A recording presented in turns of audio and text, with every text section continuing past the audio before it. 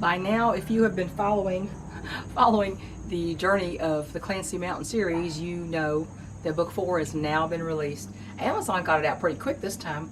It only took like 1 day longer than the ebook. I thought that was pretty good for them. So it's out everywhere. You probably would want to buy it. And I am probably 2/3 into the last installment. It's going to have, I think, a satisfying conclusion to the series, and I am looking ahead to what else is coming. Of course, I mentioned this collection of short stories. I've got 3 written. I need to write quite a few more, and then I'm going to combine that into a book and give it a name, and you'll have just a collection of short stories that mostly have to do with secondary characters in the series. And I'm going to, I plan to do some kind of companion journal to the series. That'll have to be published on KDP, which is Amazon, because Drafted Digital does not do low or medium content books.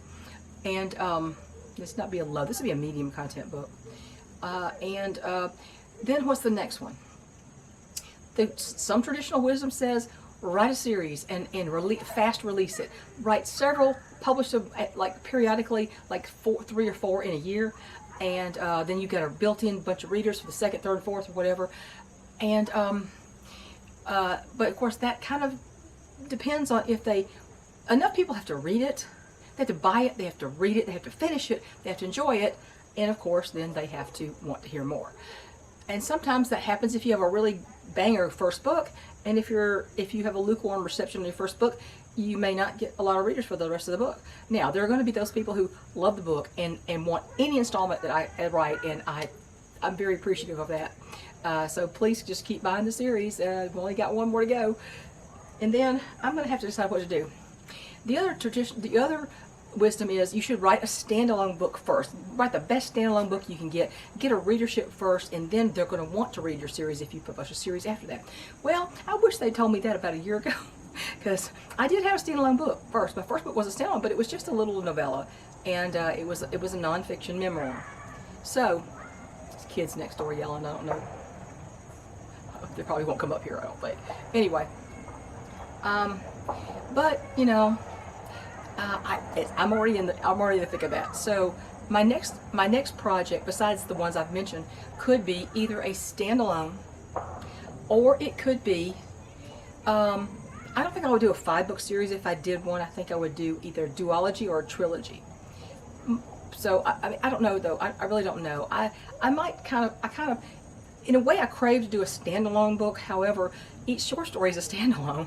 Each short story in the collection is a standalone, and it takes 1 day basically to write one of those, and you know, with editing and everything else. So I don't know, but you know, Irises in September was not supposed to be a series. It was supposed to be a standalone book, but a couple of people said, you know, this really could be a series. And people who love to read about small town dramas and mountain living and you know, the families and the heritage in a small town and relationships with each other, that kind of thing. Now the thing is about my series, about the Clancy Mountain series, each book has a satisfying ending. You do not have to read the next book. I would like for you to, of course, but you do not have to read the next book I don't leave you a bunch of cliffhangers. Now, I said something about something that Shawnee said in Chosen Ground near the end. It was so quick, some people might have missed it. And I called it a cliffhanger of sorts, and it's not really a cliffhanger. It's just something she said in passing. Her husband didn't know what she was talking about, and it just kind of disappeared. Now, that is explained in the next book. That is explained. So, anyway, I'm still kind of, sorry about the kids yelling. I tend to want to do a standalone, but then again, you know, there's secondary characters in this book I'm doing right now that would make a good series, and we'll see how that goes. So let me know, do you like to read a series? Do you wait till it's all done before you even get the first book, or you just get the first book and when the next one comes out you get that one? Or do you love a series you can just sink your teeth into and get into, or do you prefer standalone where it's all said and done at the end? These each have a satisfying conclusion to them, and you don't have to read the next one, but it's there if you want to.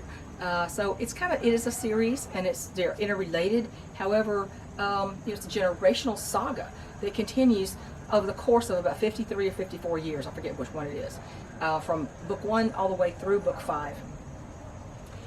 And yeah, I'm just like I always do, but right before a tough scene comes up, one I really want to get right, I kind of balk and drag my feet on that. It's like, I want to do it right, but some days you just have to just write it and then edit it and figure it out later if it worked the way you thought it was going to. But anyway, let me know, do you think I should do another series, or do you think I should do a standalone? I mean, after the short story collection and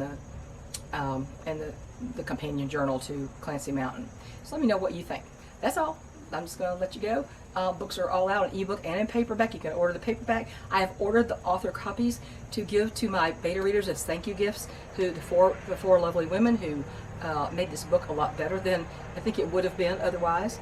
And I'm grateful to all of them. In fact, I actually named them by the first names only, in the back of the book, in my acknowledgments. So, talk to you guys later. Comment below. Bye.